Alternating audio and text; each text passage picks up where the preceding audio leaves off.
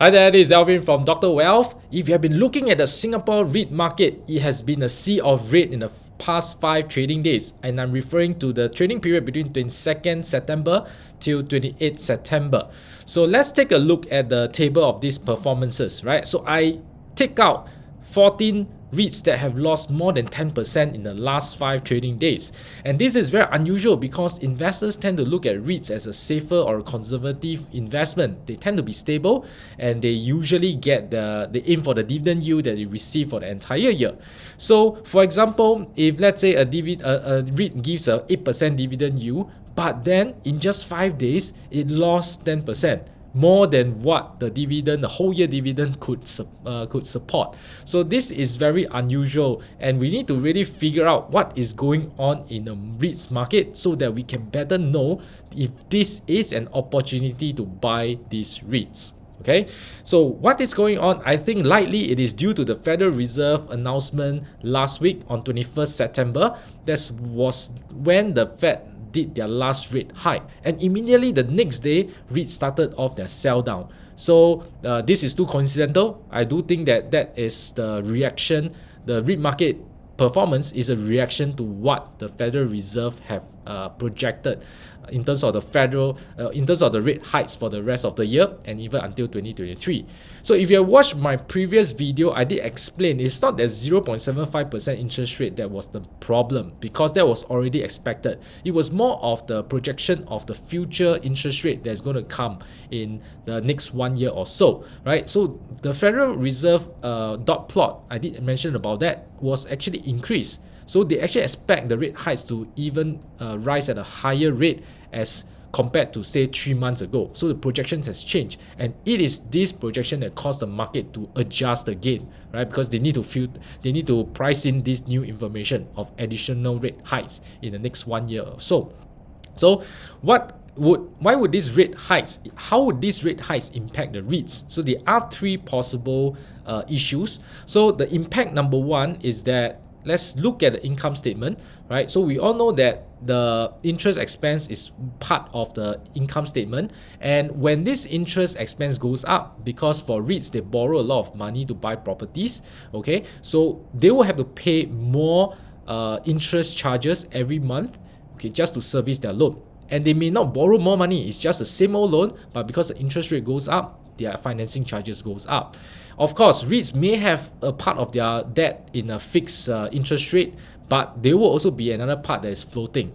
And even for the fixed, at one point it will expire and it will mature, and they will roll over to a new debt, likely at a higher interest rate. So REITs will expect more financing charges, and when the expense goes up, the earnings goes down, right? So the amount of distributor income for the unit holders have lessened as a result of that. So that is one fundamental impact to REITs.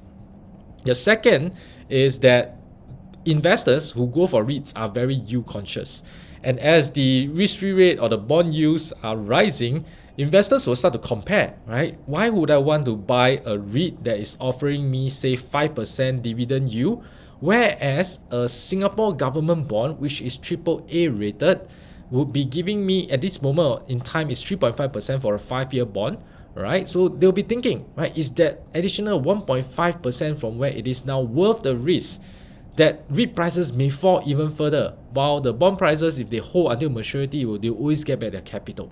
Okay, so REIT investors will start to compare, right? And if let's say the bond yield continue to rise to 4%, the delta, the difference between that bond yield as well as the REIT dividend yield will narrow and narrow to a point that they realize that, okay, it's not worth the risk, let's move most of our money to bonds, and that would trigger even more sell-off in the REIT market.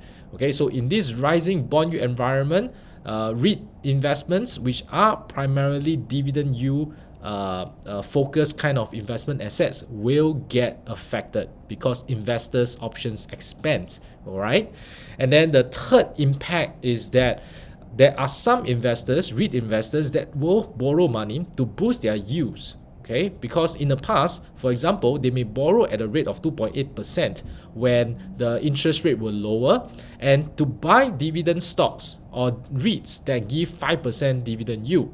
So there is a good spread of 2.2%. that they can play around with. But given today, the financing charges have also gone up, which means that they also need to fork out more interest payments.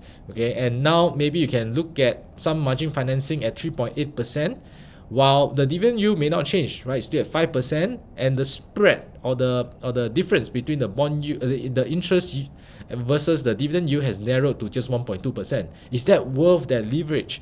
So some investors will start to think, oh, maybe it's not, right? And considering that the interest may rise even further, it's time to deleverage. Okay, so they sell down that excess geared part of that portfolio, right, and reduce it to a non-geared portfolio. That would result in some sell-off as well, right? So these are the three impacts to REITs. But that said, it doesn't mean that you should stop investing in REITs. Okay, so you might be even considering to add them. Why? Because for the rising yield will be good in the sense that it will force the REIT prices to go down and the dividend yield to go up. And it will rise to a certain point that it is worthwhile for you to lock in a very good dividend yield going forward, even in a rising interest rate environment. For example, maybe the REIT that you're looking at, the price have fallen so much that the yield is 10%. And if you can buy at that price, you lock in at the 10% yield, you will get to enjoy a high dividend yield as well as potential capital gain. So in my view, it is getting interesting in this REIT space. Okay, so it is not a time to avoid it, but it's a time to be more opportunistic and look at what are worthy REITs to invest in to lock in a good yield.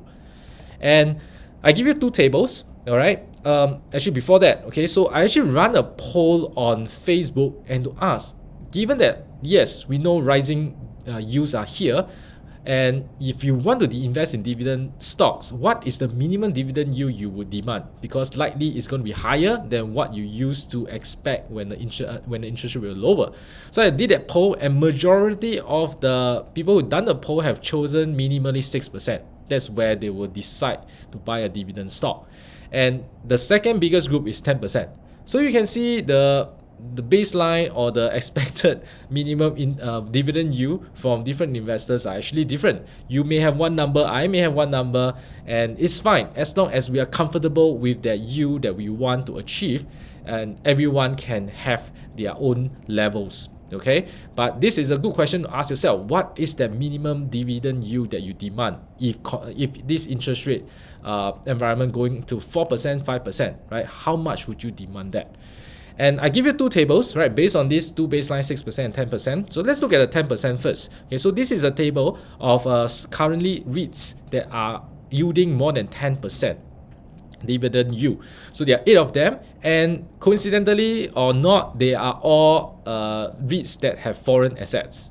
Okay, so I guess it is because of Sing dollar is very strong, right, against many currencies. Okay, so we can see in the list some of them are probably taking in terms of yuan, in terms of euro, in terms of pounds, right, which have been weak due to a rising USD environment.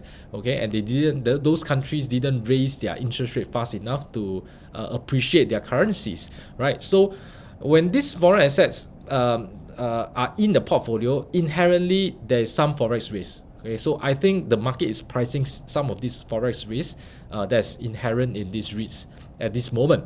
All right, so but I don't think that it is totally just a very simple idea. Oh, I just want to lock in a dividend yield of 10% or more for REITs. No brainer, just buy all of them. I don't think that is the right way because, as I mentioned, forex risk is there, and some other idiosyncratic risk may also be priced inside. For example, like Daxin Retail Trust, it has a lot of China properties. Okay, and we know that China periodically will have lockdowns, and that will affect their property operating hours, the amount of rental that they can collect from tenants. So they will have some problem that is very unique to them. Okay, another example would be like Manulife REIT, which is a portfolio of office REITs in USA. And in US, it's a different set of problems. The work from home trend has been very strong even after COVID. People are not returning 100% to the office. Okay, so that caused certain tenants to give up their space, and that would mean lower income for Manulife REIT. So you realize that each REIT may have their own problems and issues, and it does take more analysis to really find out whether these REITs are worth the risk. Okay, so it's not just simply buying because the yield is very high, right? So this is something that I need to warn you about. The next table is between 6 to 10% dividend yield, right? Because there's the most of the people who done the poll say I minimum I want 6%, right? So I did this table for you guys, right? 6%. What can you get? And you will see again, many of them have overseas properties, right? So it's the same kind of risk, forex risk that people are pricing these REITs for. And I find something interesting, which is Fraser's L&C. That's the only blue chip REIT that is in this range between 6 to 10% dividend yield. So what do I mean by blue chip REIT? Because it is an STI component stock. Okay, STI, there's 30 component stocks, and Fraser L&C is one of them. And which means there are a handful of other REITs which are also STI components are not even trading at that minimum 6%. That goes to shows that maybe there's still more room for these REIT prices to fall. Okay, so do watch this space. I do think that it's getting more interesting. All right, you might be able to lock in a very good yield. Okay, so don't get distracted into other things. Okay, or get feared by the falling market in a REIT sector. So in summary, REITs have really been hammered. Okay, interest rate have been rising for so long. Finally, REITs have created. And it is more of an opportunity in my view, right? It's not a period to shun away from. And we discussed there are three impacts. So first is the financing cost will go up, which means less distribution, less dividends for unit holders. Second is that investors will start to compare between bond yields, and they will demand a higher dividend yield from REITs to compensate for the risk that they're assuming. And then the third one is that the some of the investors, REIT investors who have taken leverage, are now probably thinking of deleveraging or have already been deleveraging, and that could spark off some sell-off in the REITs as well.